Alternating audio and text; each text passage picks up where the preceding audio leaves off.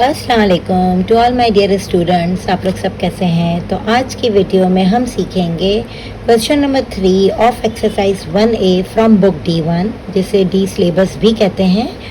तो ये actually chapter जिसका नाम primes, highest common factor and lowest common multiple है। So let's see what we are asked to find in this question. Question number 3 says find each of the following by using prime factorization. तो यहाँ पे 4 parts हैं और चारों parts में हमें कुछ 4 डिजिट और 3 डिजिट नंबर स्क्वायर रूट या क्यूब रूट में दिए गए हैं। ए और बी पार्ट स्क्वायर रूट में दिया हुआ है और C and D part cube roots में दिया हुआ है। तो इसको प्राइम फैक्टराइजेशन की मदद से हमें सॉल्व करना है। So let's get started.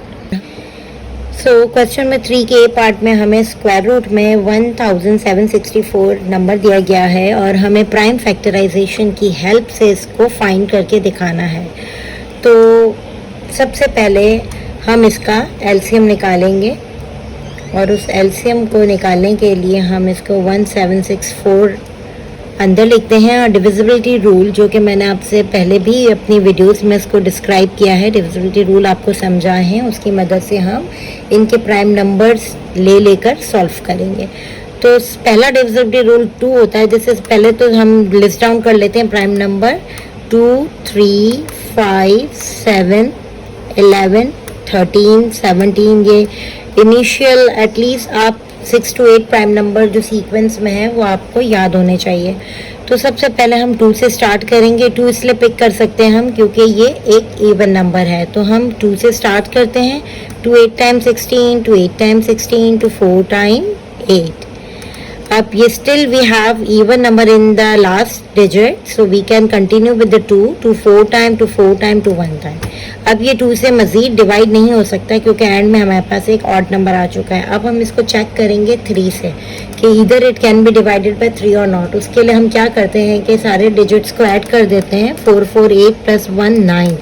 ये 9 जो आंसर आता है वो 3 के टेबल में 3 से डिवाइड हो सकता है कि नहीं? Yes, definitely. सो जब वो 9 3 से डिवाइड हो जाएगा तो ये 441 भी डेफिनेटली 3 से डिवाइड होगा। तो we can take 3 1s are 3, 3 4 time 12 and 3 7 time 21. Still we can check on for the 3, 7, 8, 9, 10, 11, 12. 12 can also be divided by 3, so we will keep taking 3. 3 times 4 is 12 and 3 times 9 is 27. Now still 9, 10, 13. Now when we add 4 plus 9 we will get 13. So 13 can't be divisible by 3. So now we need to take another prime number 5. अभी next है 5 का rule होता है कि last digit should be 0 और 5। तो यहाँ पे तो 9 है तो वो 5 से भी डिवाइड नहीं होगा। अब टेक 7, तो 7 टाइम 49 एंड 7 1s are 7। तो इस तरह से जो है वो हमने इसके प्राइम फैक्टर्स निकाल लिए हैं। तो हम इसको मैं इसी तरह स्क्वायर रूट में ही रहने दूंगी। तमाम जो प्राइम फैक्टर्स हैं इसको हम अंडर रूट लिख देंगे। 2 2 multiply by 3 multiply by 3 multiply bye 7 multiply by 7। अब हम इसके पैर बना लेते हैं और पैर बनाने के बाद हमें 2 स्क्वायर, 3 स्क्वायर एंड 7 स्क्वायर। इसके बाद हमने ये करना है कि हमने हर एक को सेपरेटली अंडर रूट के अंदर लिख देना है। इससे ये होगा कि हम इसको इजीली कट कर सकेंगे। For example 3 square and under root, 7 square के ऊपर अंडर रूट। अब स्क्वायर है वो हमेशा जो है ये अंडर रूट जो है वो स्क्वायर से कैंसिल हो जाता है, ये रूल है। अब इसके पीछे क्या लॉजिक है? वो ये लॉजिक है कि ये अंडर रूट जो रेडिकल साइन कहते हैं इसका मतलब एक्चुअली 1/2 होता है। ये रेडिकल साइन जो हमारी होती है जो स्क्वायर रूट है इसका मतलब हाफ है। ऑलराइट, तो अगर मैं इसको रेडिकल साइन के बजाय मल्टीप्लाई बाय 1/2 लिखूंगी तो भी ये कैंसिल हो जाएगा, इसलिए सिर्फ 2 बचेगा।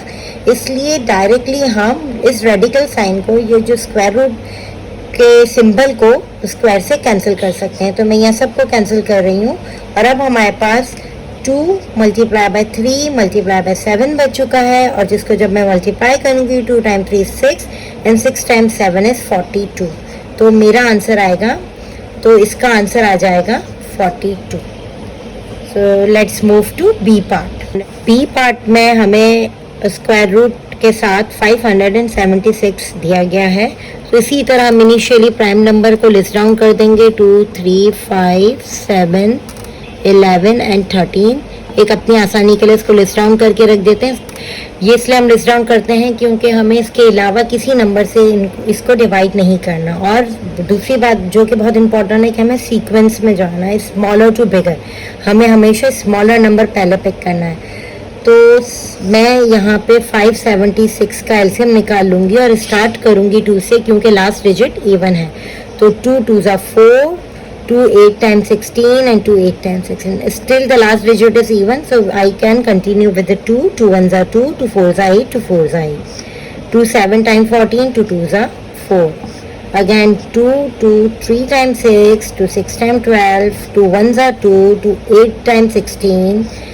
2 9 time, and up 9 is an odd number, so we pick 3 for it. 3 3s are and 3 1s.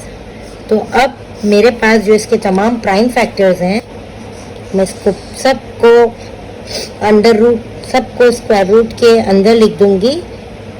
2 multiply by 2 multiply by 2 multiply by 2 multiply by 2 multiply by 2, 1 2 3 4 5 6. So 1 2 3 4 5 6 and then multiply by 3 multiply by 3. और अब मैं इसको पैर up कर देती हूँ। तो इस तरह मेरे पास 2 के साथ स्क्वायर आ रहा है, फिर 2 के साथ मज़ीद स्क्वायर आ रहा है, 2 के साथ मज़ीद स्क्वायर आ रहा है एंड 3 के साथ स्क्वायर। अब आप एक एक को सेपरेटली स्क्वायर रूट के साथ करके कैंसिल कर दीजिए। मल्टीप्लाई बाय 2,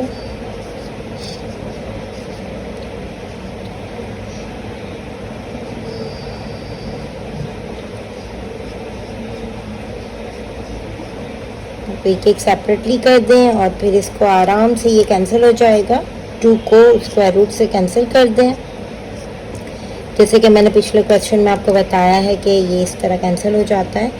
तो अब जो रिमेनिंग है 2 multiply by 2 multiply by 2 multiply by 3 आपस में मल्टीप्लाई करके आप आंसर शो कर दें। 2 2s are 4, 4 2s are 8, 8 times 3 is 24. So 24 is our answer. C part में हमें क्यूब रूट के अंदर 3375 नंबर दिया गया है। इसी प्राइम नंबर की सीक्वेंस में हम इसका एलसीएम निकाल लेंगे 3375। 2 से हम इसका एलसीएम नहीं निकाल सकते हैं क्योंकि लास्ट डिजिट इसका ऑड नंबर है। सो अब मैं दूसरा सेकंड 3 प्राइम नंबर के लिए डिविजिबिलिटी रूल चेक कर लूँगी, जिसमें हम डिजिट ऐड कर लेते हैं। 3 + 3 + 7 + 5, तो 6 and 13, 13 plus 5 is 18. So 18 can be divisible by 3. So 3375 must be divisible by 3. So I will pick up 3. So 3 1s are 3, 3 1s are 3, 3 2s are 6, 3 5 times 50. All right. Now again I am going to check 5 6 7 8 9. तो 9 भी 3 से जाता है, तो 3 3s are 9 and 3 7s are 21, 3 5s are 15. अब मैं again देखती हूँ 7 + 3 10, 10 + 5 15, तो 15 भी जा रहा है। तो 3 1s are 3, 3 2s are 6, 3 5s are 15. And then अब now I can check 5 6 7 8. 8 can't be divisible by 3, so this number will not. So 5 का रूल ये है कि last digit must be 5, either 5 or 0. So here I am going to pick up 5 for it. So 5 times 2 is 10 and then 5 5s are 25, then 5 times 25 and 5 1s are 5. तो यहाँ पे हम cube root के अंदर ही ये तमाम प्राइम फैक्टर्स को note down कर लेते हैं। 3 multiply by 3 multiply by 3 multiply bye 5 multiply by 5 multiply by 5। और चूंकि ये क्यूब रूट है इसलिए हम 3 3 के ग्रुप बना लेंगे। ओके, तो 5 भी 3 टाइम्स हम ले लेंगे और 3 को भी 3 टाइम्स ले लेंगे। अब 1 टाइम मैं इसको 3 को लिखूंगी और इसके ऊपर क्यूब डाल दूंगी। इसी तरह 5 को 1 लिखकर इसके ऊपर क्यूब डाल दूंगी। अब मैं इजीली इसको सेपरेट करके इसको उससे कैंसिल कर सकती हूँ।